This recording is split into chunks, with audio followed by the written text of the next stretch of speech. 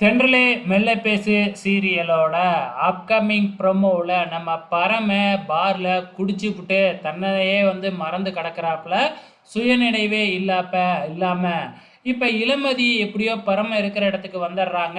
So நம்ம பரமனோட friends தான் சொல்லியிருப்பாங்க அப்படின்னு நினைக்கிறேன்.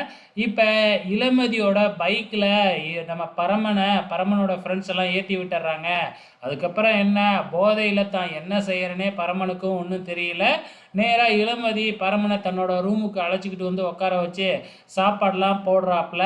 பரமன் போதையில் என்ன நடக்குதுன்னே தனக்கு தெரியவே இல்லையாட்டுக்கு. ஸோ அதே நேரத்தில் பரமன் நெஞ்சியில் இளமதி அப்படிங்கிற பேரை பச்சை குத்தி இருக்கிறத பார்த்துடுறாங்க. பார்த்துட்டு ரொம்பவுமே ஃபீல் பண்ணுறாங்க.